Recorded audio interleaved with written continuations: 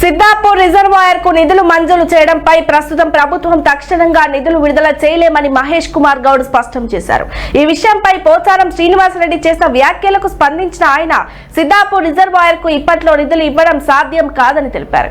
అయితే ఈ విషయాన్ని పోచారం శ్రీనివాసరెడ్డి పెద్ద మనసుతో అర్థం చేసుకుంటారని ఆశిస్తున్నారని పేర్కొన్నారు. సిద్దాపూర్ రిజర్వాయర్ కోసం నిధుల అంశం ప్రస్తుతం పరిమితుల కారణంగా నిలిచిపోయిందని ఆయన వ్యాఖ్యానించారు.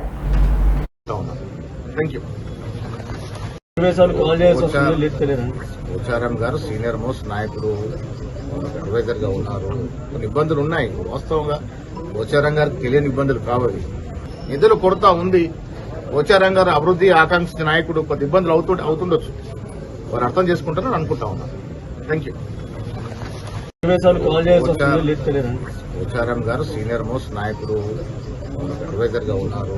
కొన్ని ఇబ్బందులు ఉన్నాయి. వాస్తవంగా పోచారం గారికి తెలియని ఇబ్బందులు కావాలి. నిధులు